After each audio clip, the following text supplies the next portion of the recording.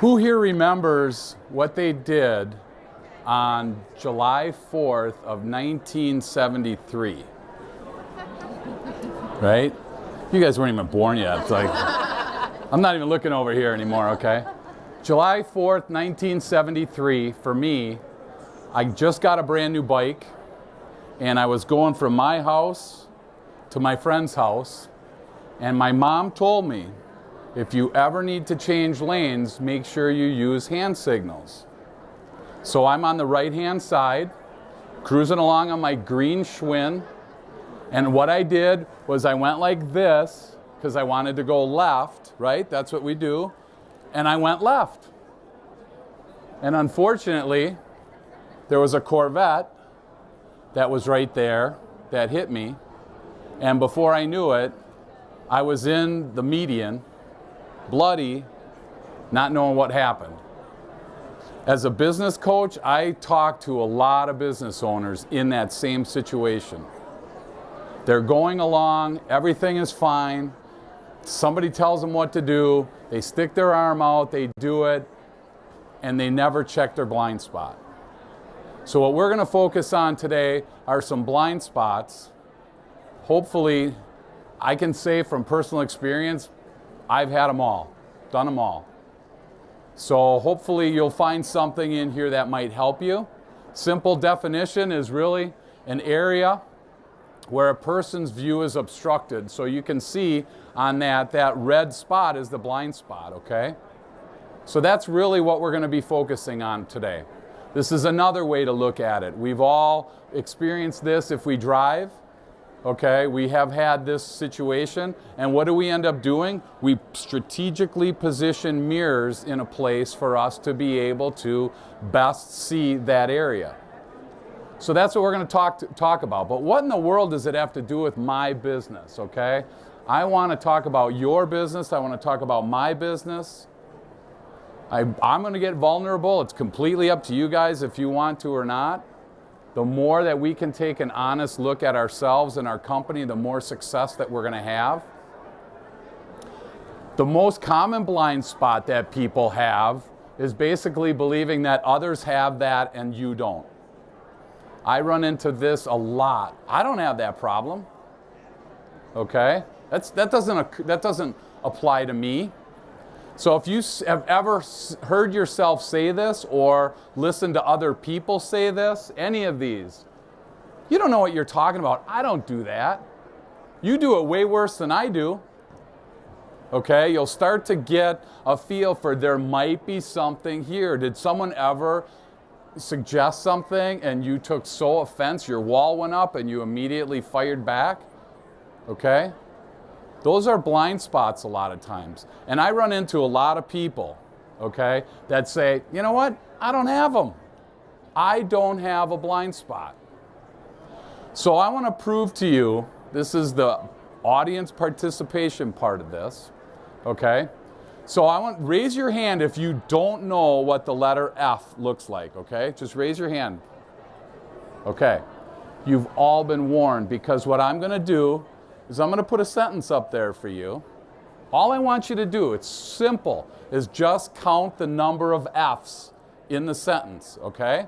So all you got to do, keep that number to yourself, okay? So the red sentence, just count the number of F's.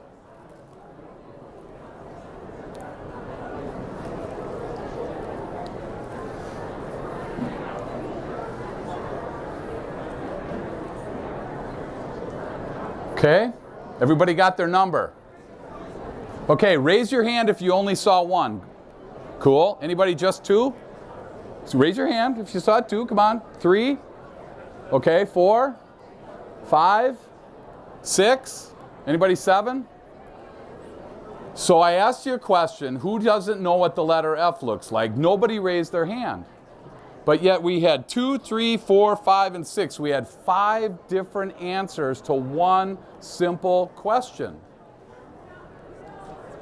That right there is what we call a blind spot.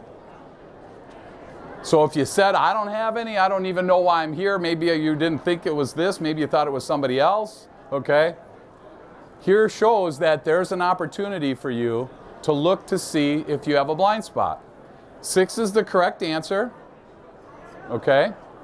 A lot of people will forget the ofs because your brain registers a V instead of an F, okay? Last time I did this here, it was so funny. Somebody in the audience did this thinking that maybe there was like a trick to this. And it was early in the morning, so. All right, we're going to try another one, okay? Just to give you, now you're warmed up. So does everyone have that half sheet of paper in front of them? Turn it over, okay? And on the back, there is an X and an O, okay? So you take it and take it horizontally, fold the paper, put it at your right arm, okay? With the X on the left side of the page, okay? So hold it out in front of you with the X on the left side of the page. Cover your left eye with your left hand and start moving it closer towards you. Focus on the X and watch the circle disappear. There'll be a spot where that circle disappears. That's a blind spot. And again, the only reason I do that is because it looks really funny from up here, okay? I want you to be able to drop the wall just a little bit because, again, so many people struggle with saying, I have a blind spot. I tried to justify left and right as a 7-year-old kid to my mom why it was her fault that I got hit by that Corvette. I said, Mom, I did exactly what you said. I tried to justify. I didn't have a blind spot. I tried at 7 years old to justify this. Nothing's changed in our life. Except we get bigger and bigger justifications for blind spots. So please, just drop the wall a little bit. We're going to focus on this spot right here, okay? Now, if your information is known to you and known to others, then obviously everybody knows. There are certain things that are not known to others that you know that we hide. And then there's stuff that we don't know, but other people do know. Okay, that's the blind spot. Now there's also this unknown piece that we don't know and others don't know. So you know what? We're going to get out of jail free card on that one. But our focus today is going to be on this particular blind spot. What is not known to us, but is known to other people. And our focus is, if you're here with somebody, try and focus on your blind spot, not theirs. Because if I see somebody nudge, okay, let's not do that today. The critical piece is to increase our self-awareness. If we can increase our self-awareness and we can recognize this as it's happening, because, you know, we all know what this is, right? You guys all have seen this? Even you guys? You guys? Holy cow. I'm impressed. My kids had no clue what it was. So this is a lot of times what we use in our business. How am I going to do this year in sales? Gosh, I can't even read it. What does that say? Do you? What does see? Look at how hard that is. I know, right? How good it, there we go. There we go. Cannot predict now. Cannot predict now, okay? Let's not use this in our next planning session, okay? Let's work on some of the tips that we'll go through when we talk about these. So I want to run through 7 business blind spots. Now, I handed out that half sheet. If you don't want to take pictures of this, if you leave me your email address, I will email all these slides to you so you don't have to worry about taking pictures. If you want pictures, that's fine, but feel free to leave your email and I'll send all these for you. Have you ever heard somebody say, this is just the way we do things around here? This is a huge blind spot in business. I hope you've never done that or said it, because look at some of those pictures. Those are still alive and kicking today in certain places, and they're like, oh, we don't need to change. This is the way we've always done it. You know, the internet's a fad. It's going to go away. TV's a fad, right? They thought that in the 50s. Hopefully, we're not of that. I mean, I think of the countless companies of Sears and Kmart and all the different companies that are struggling today that say, oh my gosh, let's not change. We're fine. Okay, we'll be fine. Anyone ever hear of Kodak? Okay, look at this guy, Steven Sasson in the 70s invents that contraption right there. You could click a button and a picture came out. It was brilliant. It was brand new technology. Nobody had ever saw it before. Look at what the response was. That's cute, but don't tell anybody about it. This isn't going to last. We're going to focus on film. 2012, they filed for bankruptcy because that's how we always do it, okay? So do yourself a favor. If you ever catch yourself saying, this is just how we do it around here, okay? Kick yourself, because that's not a successful model as we see from a company like Kodak. Second thing, how many people have ever said, you know what, the customer experience, it's not really that important. Customer experience, customer service, whatever words that you want to use. By next year, okay, a study comes out and says that customer experience, how you treat the customer, the experience that they have, is going to be more important, okay, than two things, price and the product. If your brand differentiator right now is price or product, by this time next year, and it might already be happening, it's happening in a lot of businesses, customers' experience is taking over. So making sure that the experience that your customer is having, if it's not fantastic, if it's not drop dead awesome, and we are all as consumers, we can attest. Who here has had a bad customer experience lately? Right? What was it? Do you remember? No, but he knows he had one. Do you remember what it was?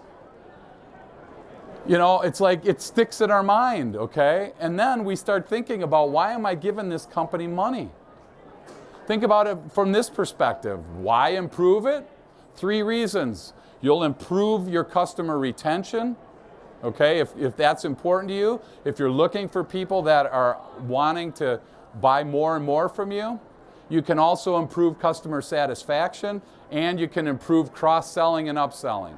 And if you've been in sales at all more than 6 months, hopefully by now cross-selling and upselling are second nature to us, because that's huge in being able to help out the bottom line in a company. Because look at this.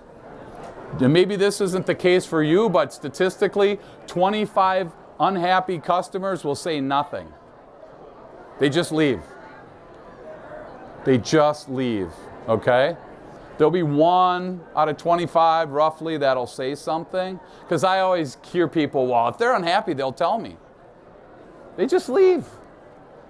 I mean, if you have a bad experience in a restaurant, do you like go out of your way to go up and say something? No, usually you just don't come back, because there's 20 other restaurants in line waiting for your business. And unless you sell something or do something that only you do, it's the same situation. There's people waiting for your customers. So if you're interested, that's a lot of what is in here, is how to improve your customer's experience. So be happy to help you with that. Okay, number 3, really critical. I've heard this a lot. Profit is more important than people. There's a great book, People Over Profit, fantastic book. Proves so many times in so many different studies how it's more important to focus on the people. The profit will come. The profit will come. And that's the premise of my book. The formula is strengthening your team, ST, plus improving your customer experience equals profit. I mean, it's proven that if you help your people, profit will follow. Now, as a prime example, now you guys know Blockbuster, right? Okay, good. So there's 1 Blockbuster left. Anyone know where the last Blockbuster is? Is it Alaska or Oregon? Uh-oh, now we have Alaska and Oregon. Somebody Google that, because I want to know which. I thought it was Alaska, right? Is it? All right, congratulations. There you go. Look at that. Is that the one with words on it, or did I give you an empty one? Okay, good. So think of Blockbuster for a second, okay? Do you realize that their business, look at this, their company's Achilles heel was the company's profits were highly dependent on penalizing you. They loved when you were late. They counted on you being late. 3 minutes to 9, man, they locked that door because there was a stream of people coming right at 9 o'clock. That was their business model. So was profit more important than you? Anyone here remember walking in and them saying, oh my gosh, don't worry about it, we got it? Heck no. They lived on this. This was what they made their money on, okay? So hopefully we're not doing that. I mean, oddly enough, the guy that created Netflix was 3 days late on Apollo 13, and he was embarrassed. And he's like, there's got to be a way that we could create a company that doesn't charge late fees. And bam, Netflix is born. And bam, they went from how many to one? Whether it's in Oregon or... Anyone get that yet? What happened? It is Oregon. Oh my gosh, Mary! All right, here you go. It is Oregon. Oh my gosh, I stand corrected. That's awesome. You guys aren't in cahoots or nothing, are you? Okay, all right. Because you know what? Interestingly enough, if we do end up having to replace people, besides set aside the 3% unemployment rate, okay, look at how much it costs. By the time you start doing all this, advertising, relocation, the negative impact on team performance, the disruption, the lost customers, all this stuff that happens, they estimate that this can cost 2 to 3 times your first year's salary to replace this individual. So if we're focused on profit and not on people, it's kind of backwards. So we really need to focus on people. And I see a lot of blind spots here where that happens, where it's just all about the bottom line. All about the bottom line. And yes, the bottom line is required for success in business. It just doesn't happen overnight. That's what the people do, is increase that bottom line. You like those pictures? Those are cool, eh? This is what some people think of salespeople. And I know growing up with my business, I started, it was just me when I sold my business. We had 22 people on our team, just under 10 million in sales. And I remember people coming and saying, oh my gosh, you guys need sales training. And I'm like, come on. Who here sells? Who here sells and had sales training? Some did, some didn't, right? Now, why is it so hard to sell sales training? I mean, you think that'd be like easy, right? I mean, that's like selling a hot dog to a starving man in my mind, right? Well, so they do this study and they find out that we're going to call it 10%. 10% of the people that responded said their training, program they had exceeded their expectations. So if I come to you and say I got a 1 in 10 chance of what I'm going to sell you going to work, are you going to do it? Probably not. A third said, you know what, just met expectations, and over half of the people said the sales training that I had needed improvement, so that's why we scrapped that. Well, anyone ever hear of a company called Motorola? Okay, now they do this. They know they invest. They know they did a study. Every dollar they invest in sales training, they get back $29. So if I would have had a little thing at the beginning of in my blurb for this, and I would have said, bring me $1, and I will give you $29 back, this room would be filled even more. And that's what sales training can do. So if you have a group, if you have a team, when I do my sales training with my groups, I'm telling people, if this doesn't pay, please stop coming. Okay, this is not therapy. This is going to the bank. This is selling. You need to learn how to sell, because who learned how to sell in high school or college? There's 3, to my knowledge, there's 3 colleges in the country that offer sales as a major. So the vast majority of us, we just, hey, congratulations, here's the manual, you're in sales. Call me if you need me. And then I try and call and leave a message, and there I am. I have no clue what I'm doing. But hey, I must have sold because I got a date when I was in high school, so I must have did something right. That's the mentality, okay? So hopefully you're thinking purely from your business perspective, that if you have people on your sales team, if they're not trained, not in product, but purely in the sales itself, you'll be missing a huge opportunity. A lot of blind spots in here. Now this one transcends business, but from a business perspective, a lot of people communicate with other people the way that they think they want to be communicated with. The golden rule, do unto others as you would have them do unto you. Makes complete sense. The problem is, look at the two people. If I'm a loud guy and somebody else is not a loud person that I'm communicating with, what tends to end up happening? We have disconnect, right? So this means that, hey, I better shout louder because they obviously didn't hear me. Okay? So think about this. How do you communicate with other people?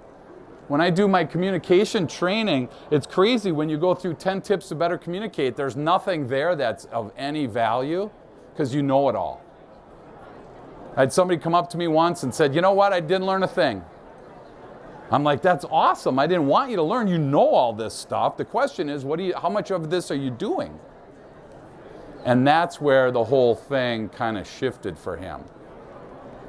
And if you think that you're an awesome communicator, I challenge you to go home and ask somebody at home. Because I think I'm an awesome communicator. I go home and my wife tells me otherwise. Right? That's just the way it is. Yeah, it is. I'm thinking, oh my gosh, I do this for a living. This was so clear. How could you not understand? And she's looking at me, and it's because of this personality piece. So we use a lot of DISC personality profiling here, okay? And so in a DISC assessment, for instance, it'll tell you how to communicate, how to and how not to communicate with somebody. It'll give you their value to the organization. It'll say how to motivate somebody. You know what? It would be really awkward if we each took our pencil and wrote down, what motivates you? That's a really tough question. I run into a lot of people that don't know the answer to that, and so the assessment at least gives you that information. If you lead a team, you'll learn how to manage people more effectively. You'll find out their ideal environment. It's interesting how many people plant a rose in the desert and only water it once a month. When in a business, okay, they put somebody that's so not supposed to be there, they stick them in there, just like if you took a cactus and put it in soil and watered it every day. Each one of us here has a unique environment that we will thrive under. The assessment will help you understand that. Do you want to know what stresses you out or what energizes you? These are great options right here. This is a quick example of a DISC. This is my profile right here, so I'm over in this category here. So the opposite is over here. So I have to learn every day when I'm communicating with somebody. My goal is really, because let's call this yellow. I wake up yellow, and if I'm talking to somebody green, I have to be like a chameleon. I got to change my color. But you know what? Most of us in communication expect the exact opposite. He's over here, she's over there. I'm going to communicate my way, and I'm expecting them to acclimate to my way. Those are really tough blind spots, and then we can't understand why communication wasn't successful. I mean, 85% of our success at our job is not our education, it's not our drive, it's not our passion, it's how well we can communicate with somebody. And realistically, I look at this and think, if I'm speaking this language and someone's over there, imagine if I would have started this in Russian. Can anyone here speak Russian, by the way, before I go? Okay, awesome. So if I would have started this in Russian and just went off in Russian and told my story about my accident in Russian, what would you have done?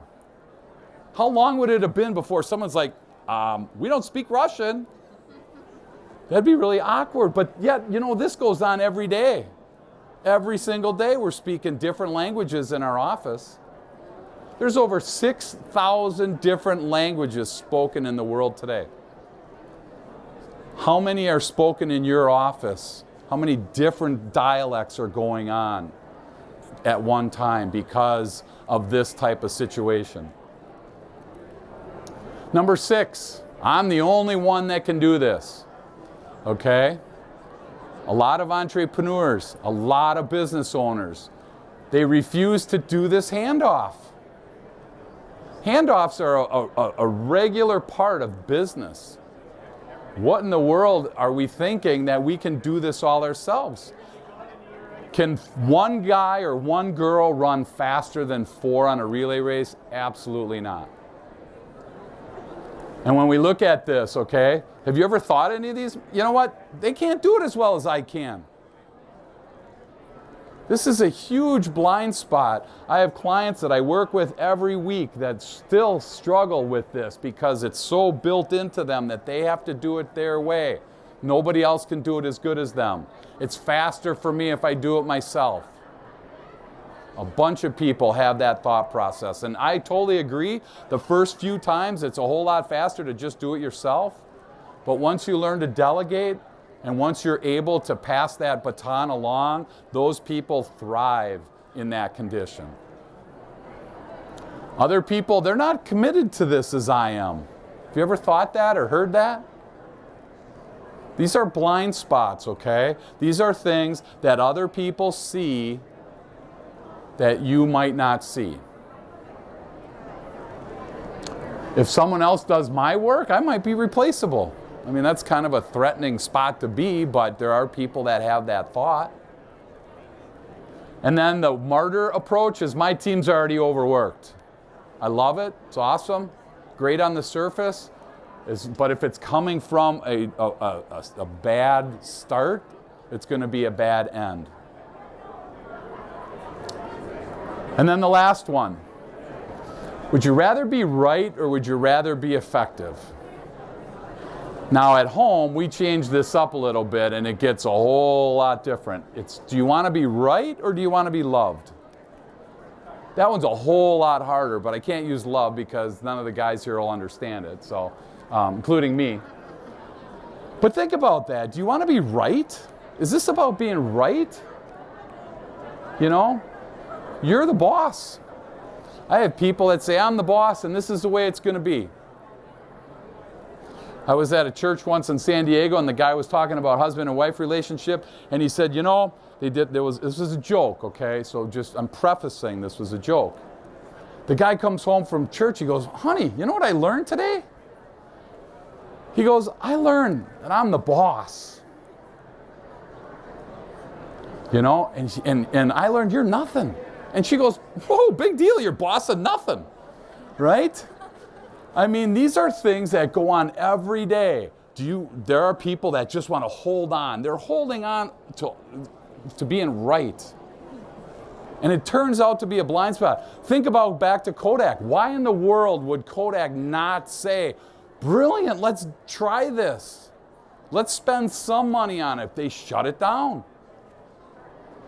Why did they do that? Go ahead. Say it again. Yes, they thought that film was going to be here forever. And who here, do you even know what, have you ever used a camera with film? Okay.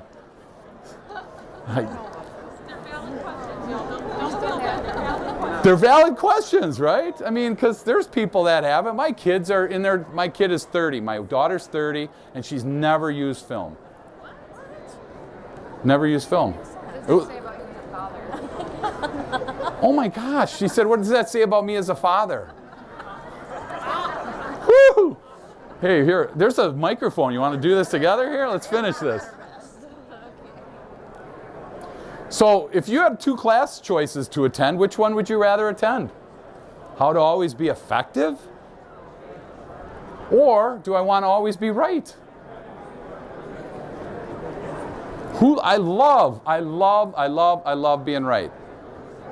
I'm super competitive, okay?